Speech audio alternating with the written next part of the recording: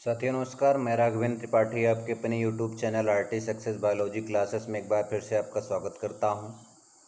साथियों, आज जिस टॉपिक को लेकर के आया हूं क्लास 12th के जेनेटिक से टॉपिक है और इस वीडियो में आपको जो बताने वाला हूं, जैसे कि आपको पता है लिंकेज और रिकम्बिनेशन के बाद जो हमारा टॉपिक एनसीईआरटी के अकॉर्डिंग आता है और सेक्स डिटर्मिनेशन आता है।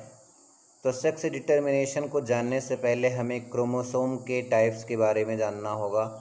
वो भी मेनली जैसे आपको पता है कि जो भी क्रोमोसोम होते हैं वो मेनली 2 टाइप्स के होते हैं, वो चाहे सेक्स क्रोमोसोम हो और या चाहे आपकी ऑटोसोम हो। तो उनके बारे में आज डिफ़ाइन करूँगा और सेक्स क्रोमोसोम के ये डिसिमिलर टाइप के 4 जो प्रकार हैं इनके बारे में डिफ़ाइन करूँगा। लेकिन आपसे उम्मीद है कि आप वीडियो को लास्ट तक देखिए और बाकी वीडियो पसंद आए तो लाइक करिए, चैनल को सब्सक्राइब शेयर करिए। आपके लिए जो भी कुछ किया जा रहा है आप ही के हित में है। अगर आप इससे अनुकरण नहीं करेंगे, सीखेंगे नहीं, आप वीडियो के सुंदरता पर मत जाइए, केवल बस इतना पर जाइए कि यहाँ से क्या हमको सीखने को मिल रहा है। सीखने के लिए आप किसी परिस्थिति में सीख सकते हैं, बाकी अगर सुंदरता क्वालिटी पर जाएंगे तो हो सकता है कि कहीं से ही आप सीख पाएँ। तो ठीक है साथियों, वीडियो को स्टार्ट करते हैं। तो आज का जो टॉपिक है वो है अलिंग गुणसूत्र और लिंग गुणसूत्र, मतलब ऑटोसोम या सेक्स क्रोमोसोम। अलिंग गुणसूत्र को हम सोमैटिक क्रोमोसोम या ऑटो क्रोमोसोम बोल सकते हैं। बाकी जो लिंग गुणसूत्र है उसको सेक्स क्रोमोसोम या एलोसोम बोला जाता है। तो इतनी बात आपको स्पष्ट हो रही होगी। बाकी आगे बढ़ते हैं। जैसे जो एक लिंगी जीवधारी होते हैं, एक लिंगी जीवधारी जैसे आपका ह्यूमन हो गया, मैमल्स हो गए, इनकी कोशिकाओं में ये पाए जाते हैं। कौन कौन पाए जाते हैं? अलिंग और लिंग गुणसूत्र। और आपको ये भी बता दूं कि जो गुणसूत्रों की संख्या होती है वो दोनों के मिलने से कंप्लीट होती है, ना कि केवल एक से। यानी कि अगर हम बोलें नंबर ऑफ क्रोमोसोम या chromosome equal to autosome plus sex chromosome, गुणसूत्र तभी कंप्लीट होते हैं जब आपके अलिंग गुणसूत्र और लिंग गुणसूत्र दोनों हों। तो ऐसी स्थिति में आपको ये जानना है कि जैसे एक लिंगी जीवधारी जो होते हैं कोशिकाओं में, उनके दोनों प्रकार के गुणसूत्र अलिंग और लिंग यानी कि ऑटोसोम और सेक्स क्रोमोसोम दोनों पाए जाते हैं।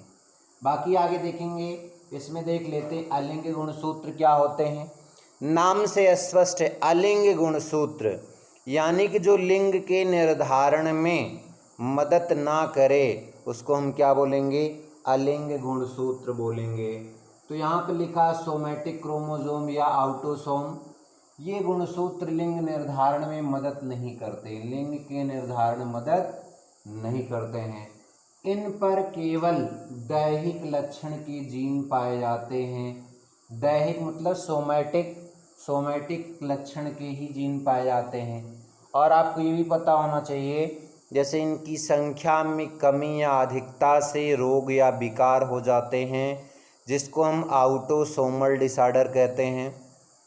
आगे आपको टॉपिक में पढ़ने को मिलेगा जेनेटिक डिसऑर्डर या आपका ऑटोसोमल डिसऑर्डर। तो क्रोमोसोम के गुणसूत्रों की संख्या में अधिकता या गुणसूत्रों की संख्या में कमी से जो रोग होते हैं वो कहीं ना कहीं आपके ऑटोसोमल डिसऑर्डर होते हैं।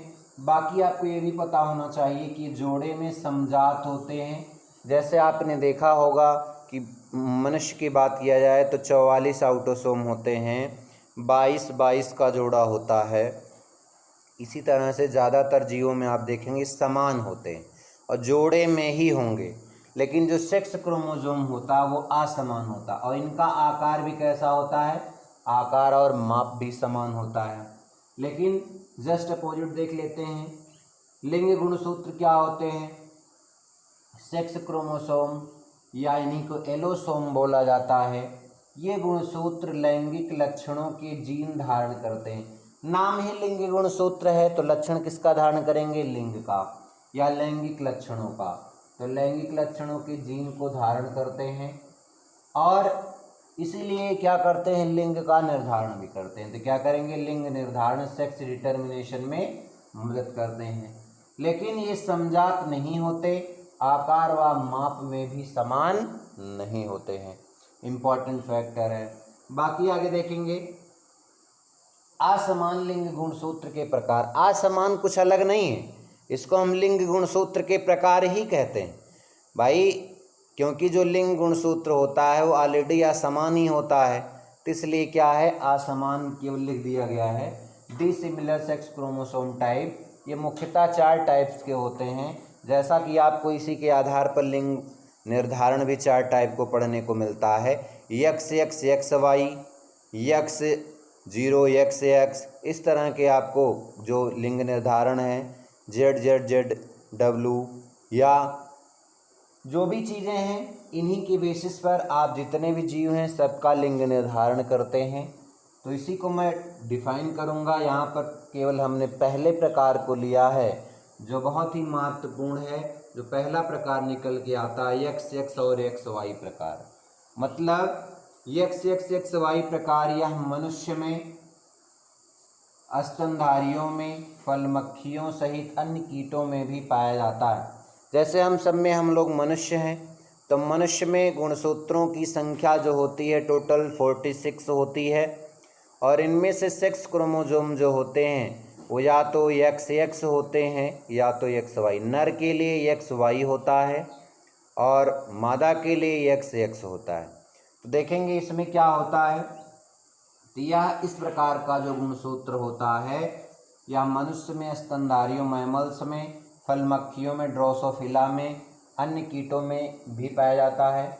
बाकी नर में एक्स वाई, जिसमें जो एक्स वाई नर में पाया जाता है क्रोमोसोम, सेक्स क्रोमोसोम, उनमें एक्स क्रोमोसोम जो होती है, एक्स वाई में से एक्स क्रोमोसोम जो होता है वो एक्स बड़ा क्रोमोसोम होता है, बाकी वाई वाला जो होता है वो छोटा होता है। जबकि मादा में जो एक्स एक्स होती, दोनों समान होते हैं।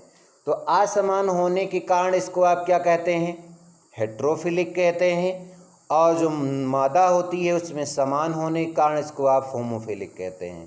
तो इन बातों को ध्यान रखना है। देखेंगे तो नर में एक्स वाई, जिसमें एक्स बड़ा और वाई छोटा क्रोमोसोम होता है, इसलिए इसको हेट्रोफिलिक बोला जाता है। जबकि मादा में एक्स एक्स दोनों समान होमोफिलिक होते हैं।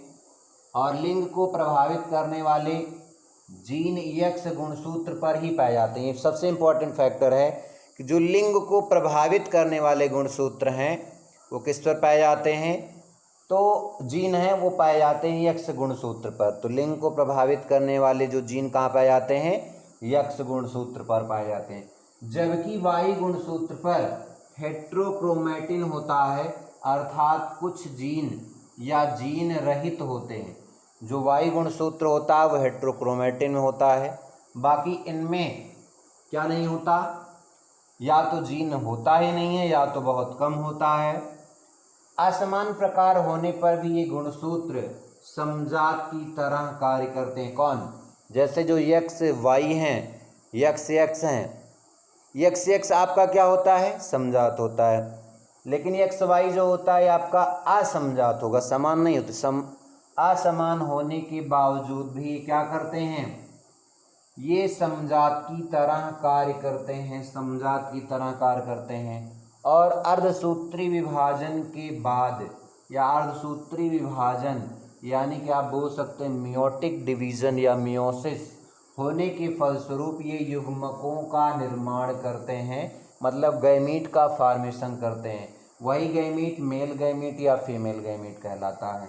बाकी आगे देखेंगे वाई गुणसूत्र नर लिंग का निर्धारण करते हैं। जो वाई क्रोमोसोम होता है वो आपका मेल सेक्स का क्या करता है, निर्धारण करता, डिटर्मिनेशन करता है, इसीलिए इसको क्या बोलते हैं, एंड्रोसोम बोला जाता है। तो वाई गुणसूत्र क्या करते हैं, लिंग का निर्धारण करते हैं, और कैसे लिंग का, नर लिंग का, इसीलिए इनको एंडोसोम बोला जाता है। तो बाकी साथियों इस वीडियो में इतना ही। उम्मीद करता हूँ आपको वीडियो पसंद आया होगा तो प्लीज़ लाइक सब्सक्राइब शेयर करना बिल्कुल ना भूलें।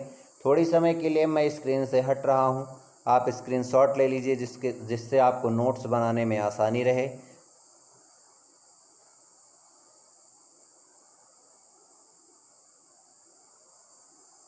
ठीक साथियों, उम्मीद करता हूँ आपने स्क्रीनशॉट ले लिया होगा।